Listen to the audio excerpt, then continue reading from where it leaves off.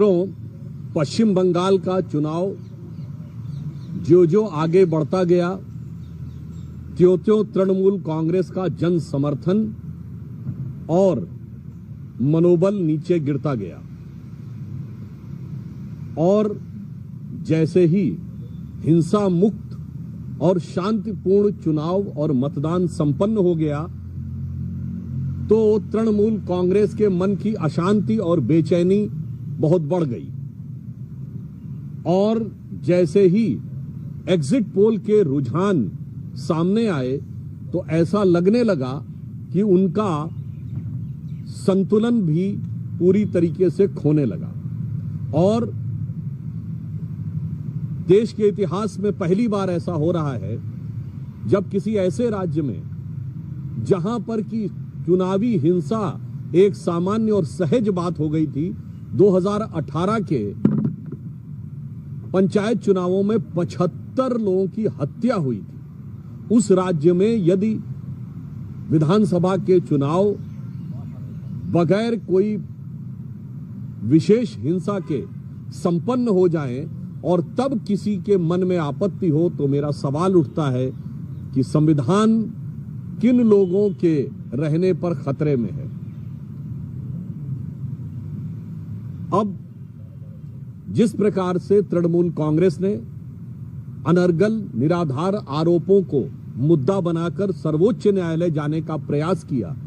ये भी उनकी चिर परिचित छटपटाहट और बौखलाहट का ही एक प्रमाण है। विगत 10-12 वर्षों में भिन्न भिन्न न्यायालय के स्तरों पर लगभग 80 बार से अधिक टीएमसी कोर्ट जा चुकी है और हर बार उसे मुंह की खानी पड़ी। सर्वोच्च न्यायालय ने भी आज स्पष्ट रूप से संवैधानिक दृष्टि से किसी चुनावी प्रक्रिया में हस्तक्षेप करने से की तृणमूल कांग्रेस की याचिका खारिज कर दी। उल्लेखनीय बात यह है कि श्री रामलला विराजमान के खिलाफ बाबरी मस्जिद एक्शन कमेटी का केस लड़ने वाले तमाम आतंकवादियों के प्रति सहानुभूति रखने वाले और तृणमूल कांग्रेस के प्रति राजनीतिक रूप से अभिभूत रहने वाले श्री कपिल सिब्बल जी की याचिका आज पूरी तरीके से खारिज कर दी गई। अब उनके मन में जो प्रश्न उठता था कि उनको अमुक केंद्र सरकार के कर्मचारियों पर भरोसा नहीं है, राज्य सरकार के कर्मचारियों पर भरोसा है, तो मैं ममता जी से कहना चाहता हूं, आज भरोसे का सवाल आपके खुद के ऊपर है। जब आईपैक के ऊपर रेड हुई तो ये पहली बार ऐसा हुआ जबकि कोई मुख्यमंत्री स्वयं वहां पहुंच गई, अर्थात उनको अपनी पुलिस और अपनी राज्य सरकार की एजेंसी पर भरोसा नहीं था। पॉइंट नंबर 2, वो वहां पर खुद अंदर गई, अर्थात उनको अपने पर्सनल स्टाफ पर भी भरोसा नहीं था। पॉइंट नंबर 3, उन्होंने खुद उठाकर वो हरे रंग की फाइल अपने हाथ में रखी, अर्थात उनको अपने किसी निजी सहयोगी पर भी भरोसा नहीं था। तो जब भरोसा स्वयं तृणमूल कांग्रेस की सरकार को अपनी ही सरकार, अपने कर्मचारियों और अपने ऑफिस पर नहीं है, तो यह इसलिए है क्योंकि जनता का भरोसा पूरी तरीके से उठ चुका है। और मेरा ये सवाल है इंडी गठबंधन से और सारी देश की जनता को ध्यान से इस विषय को देखना चाहिए कि जहां पर शांतिपूर्ण मतदान होने पर, हिंसा मुक्त मतदान होने पे, हत्याएं न होने पर किसी को समस्या उत्पन्न हो रही है, इससे बहुत साफ है कि हिंसा, दबाव, भय और आतंक के आधार के ऊपर जो सत्ता बनाने का प्रयास था वह आज पूरी तरीके से भरभराता जा रहा है और संवैधानिक उपकरणों का इस प्रकार से दुरुपयोग करना और संवैधानिक संस्थाओं में बार बार जाकर न्यायालय को इतनी बार जाना, मुझे लगता है कि यह न सिर्फ आपकी राजनीतिक हताशा को दर्शाता है बल्कि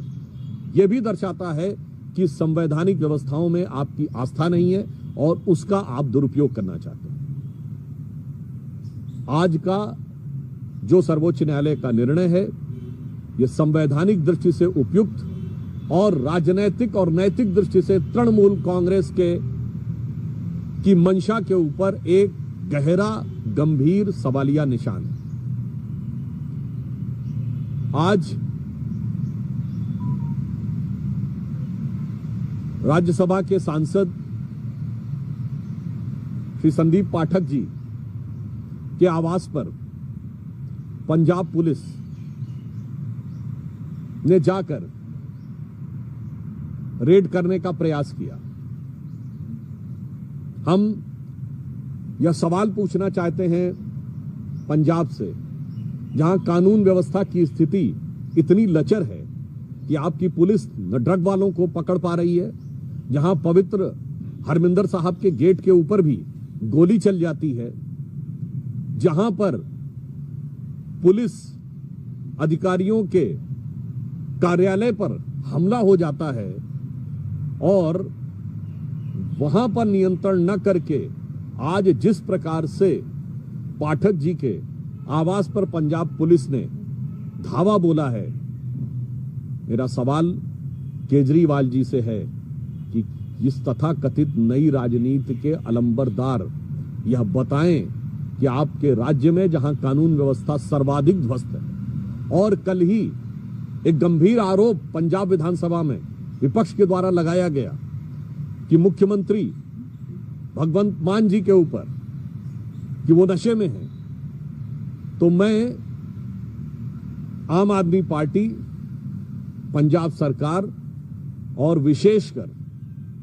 केजरीवाल जी को यह स्पष्ट रूप से कहना चाहता हूं कि कागज का है लिबास, चरागों का शहर है।